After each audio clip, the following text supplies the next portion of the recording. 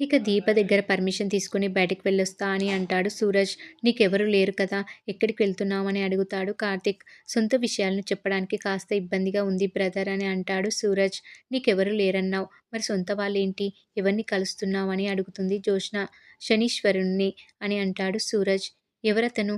మీ దూరపు చుట్టమా అని వెటకారంగా అడుగుతుంది పారు. శనీశ్వరుడు మా దూరపు చుట్టం కాదండి. గుళ్ళో దేవుడు అని అంటాడు సూరజ్.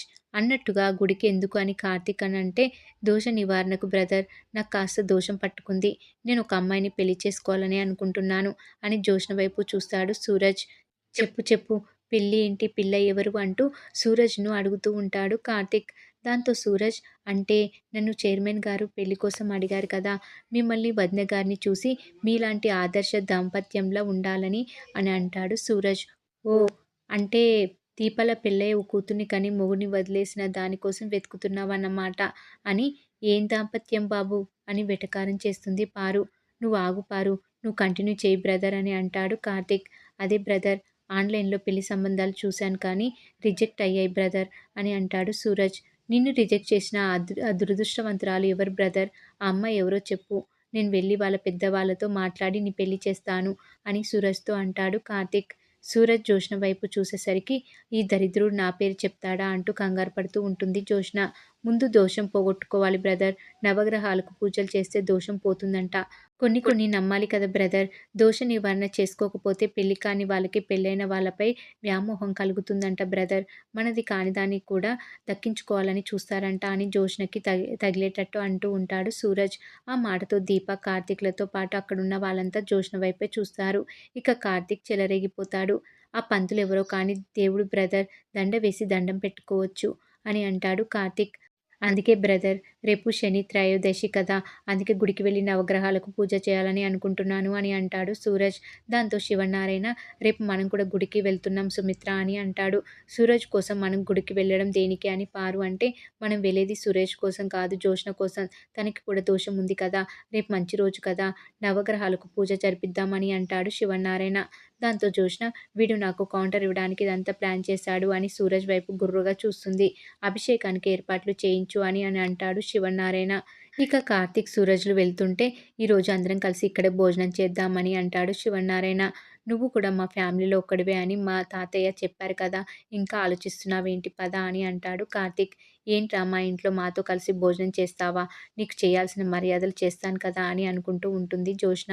మరోవైపు నిన్నటి ఎపిసోడ్‌లో ఎంట్రీ ఇచ్చిన మాలిని రెస్టారెంట్ ఓనర్‌కి వార్నింగ్ ఇచ్చింది కదా! అతను ఆవేశంగా వచ్చి ఇంత మోసం చేస్తారా? నా హోటల్‌లో చెఫ్‌లను అడ్వాన్స్‌లు ఇచ్చి అందరిని కొనేస్తారా? వాళ్ళంతా ఒకేసారి మానేస్తే నేనేం చేయాలి? హోటల్ మూసుకోవాలా? అని అంటూ ఉంటాడు రెస్టారెంట్ ఓనర్ బాల. మనం ఏం చేయాలో ఎదుటి వాళ్ళని అడగకూడదు బాలగారు అని అంటుంది మాలిని. హోటలు అమ్మను అన్నానని ఇంత మోసం చేస్తారా? ఇది వ్యాపార లక్షణం కాదు అని అంటాడు బాల. ఆవేశపడకు బాల. నిజాయితీతో పనిచేసే వాళ్ళని ఎవరు కొనలేరు. అమ్ముడు పోవడానికి సిద్ధపడిన వాళ్ళని ఎవరు ఆపలేరు అని అంటుంది మాలిని. సరే అయితే మీరు మీరు ఇచ్చిన దానికి వాటికి రెట్టింపు డబ్బులిస్తా. నీ హోటల్‌ని మాత్రం అమ్మను అని అంటాడు బాల. ఇంతలో అతనికి ఫోన్ వస్తుంది. హోటల్‌పై రాళ్ళు విసిరి అద్దాలు పగలగొడుతున్నారని. ఇది ఇంతటితో ఆగదు బాల. రాళ్ళకి బదులు అగ్గిపెట్టె విసిరితే నీ పరిస్థితి ఏంటి? నీ హోటల్ పరిస్థితి ఏంటి? కాలిపోతే బూడిదే మిగులుతుంది. అమ్ముకుంటే డబ్బే మిగులుతుంది. ఏది బెటర్ అంటావు? అని బెదిరిస్తూ ఉంటుంది మాలిని బాలని.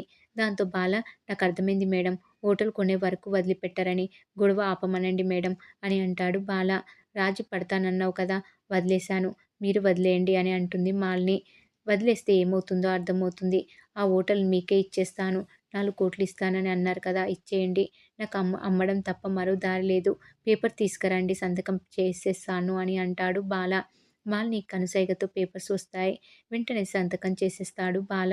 అయితే అగ్రిమెంట్ పేపర్స్‌పై 2,00,00,000 అని ఉండడం చూసి షాక్ అవుతాడు బాల.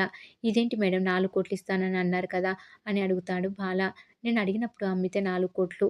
నువ్వు అమ్మినప్పుడు నేను కొంటే 2,00,00,000. నీకు వేరే ఆప్షన్ లేదు పెట్టు అని అంటుంది మాలిని. దాంతో బాల సంతకం చచ్చినట్టు చేస్తుంటాడు. అప్పుడే ఎంట్రీ ఇస్తాడు దక్షిణమూర్తి. హోటల్‌ని మనకి అమ్మేశాడు మామయ్య గారు అని అంటుంది మాలిని. అంటే దక్షిణమూర్తి కోడలే ఈ మాలిని అన్నమాట. ఆ హోటల్ మంచిగా రన్ అవుతుంది. మనకెందుకు అమ్మాడు అని మాలిని అడుగుతాడు దక్షిణమూర్తి. అంటే రేస్‌లో ఉండాల్సింది పరిగెత్తే గుర్రాలని మీరే కదా చెప్పారు. మనం గెలవాలంటే ఇలాంటి గుర్రాలే కావాలి కదా! హోటల్ చూశాను. నచ్చింది. కొనేశాను అని అంటుంది మాలిని. "నువ్వు అసాధ్యురాలివి అమ్మా! ఇప్పుడు నాకు కొడుకువి అయినా, కోడలివి అయినా నువ్వే కదా! ఇవన్నీ నువ్వే చూసుకో" అని అంటాడు దక్షిణమూర్తి. "నేనేం చేయాలో మీకెంతవరకు చెప్పాలో నాకు తెలుసు మామయ్య గారు. ప్రతీకారం తీర్చుకోవడానికి వేదిక సిద్ధమైంది. ఇక ఎదురు పడడమే మిగిలింది. అది కూడా తొందరలోనే జరుగుతుంది" అని అంటుంది మాలిని. ఇక కట్ చేస్తే డైనింగ్ టేబుల్‌పై అందరూ కూర్చొని భోజనం చేస్తుంటే జోష్నకి ఒళ్ళు మండుతుంది. కార్తీక్ అయితే కుళ్ళు జోకులు వేస్తూ ఉంటాడు. ఇక దీప సీఈఓ అయిన తర్వాత మన ఇంట్లో తొలిసారి భోజనం చేస్తుంది. పైగా మన గెస్ట్ సూరజ్ కూడా ఉన్నాడు. కాబట్టి నేనే వడ్డిస్తానంటూ దొంగ ప్రేమ చూపిస్తూ ఉంటుంది జోష్న. అయితే జోష్న, పారులు సైగ చేసుకోవడం చూసి వీళ్ళేదో చేయబోతున్నారని అనుకుంటూ ఉంటాడు సూరజ్. ఇంతలో సూరజ్‌కి పప్పు వడ్డించబోయి మీద ఒలికించేస్తుంది జోష్న. ఇక సుమిత్ర వడ్డించడం కూడా చేత కాదా అని చివాట్లు పెడుతూ ఉంటుంది జోష్నకి. మర్యాదగా సారీ చెప్పు అని అంటుంది సుమిత్ర. అయ్యో! కావాలని పొయ్యరు కదా! పొరపాటున చేయి జారి ఉంటుంది. నన్ను అవమానించడానికి మీద పొయలేదు కదా! లేదంటే దీప గారిపై పగతో ఇలా చేసిందంటారా? కావాలని చేయలేదు కదా! పొరపాటున చేయి జారింది. ఆవిడ చాలా మంచి మనిషి. నా కోసం ఆవిడని ఏమనొద్దు అని తెగ నటించేస్తూ ఉంటాడు సూరజ్. ఆ షర్టు జోష్నతోనే క్లీన్ చేయించి ఇస్తాను తీసి ఇవ్వు బాబు అని అంటుంది సుమిత్ర. నా షర్ట్‌ని నేనే ఉతుక్కుంటా. ఏం పర్లేదు. నిజానికి నేను నైట్ భోజనం కూడా చేయను. ఏదో మీరు చేయమన్నారని వచ్చానంతే. ఇక వెళ్తాను అని అంటాడు సూరజ్. ఇక పారు, జోష్నలు రాత్రి కూర్చొని కుట్రలు చేస్తూ ఉంటారు. పప్పు పోసి పగ తీర్చుకున్నావు అనుకున్నావు కానీ తప్పు చేశావని అని అంటుంది పారు. వాడు సారీ వద్దన్నాడంటే ఏదోటి చేస్తాడే అని అంటూ ఉంటుంది పారు. వాడు ఏం చేయలేడు. షర్ట్ ఉతుక్కుంటాడంతే అని అంటుంది జోష్న. అంతలో సూరజ్ ఫోన్ చేస్తాడు. లిఫ్ట్ చేయవే లేదంటే వాడు షర్ట్ పట్టుకొని రాత్రిపూట నీ గదికి వచ్చేస్తాడు అని అంటుంది పారిజాతం. దాంతో జోష్న ఫోన్ లిఫ్ట్ చేసి ఏంట్రా షర్ట్ ఉతుక్కుంటున్నావా అని అంటుంది. పక్కన మీ నానమ్మ కూడా ఉన్నట్టుంది అని అంటాడు సూరజ్. ఏరా కప్పు పప్పు నిన్ను మార్చేసిందేంట్రా అని అంటుంది పారు. మనతో పెట్టుకుంటే అలాగే ఉంటుంది. ఈసారైనా బుద్ధిగా ఉండు అని అంటుంది జోష్న. నా షర్టుపై పప్పు వేశావు కదా! సరే చలిచలిగా ఉంది. మంట వేసుకోవాలని అందుకే నీ చీర తీసుకొని వచ్చా. మర్యాదగా వచ్చి నా షర్టు ఉతకాలి. లేదంటే లక్షలు ఖరీదు చేసే నీ చీర బూడిదైపోతుంది అని వార్నింగ్ ఇస్తాడు. ఇక జోష్న చచ్చినట్టు వెళ్ళి షర్ట్ ఉతుకుతూ ఉంటుంది. ఆ ఉతుకుడు కార్యక్రమం ఏంటో రేపటి ఎపిసోడ్‌లో తెలుసుకుందాం. మరి ఏం జరగబోతుందనేది రేపటి ఎపిసోడ్‌లో తెలుసుకుందాం.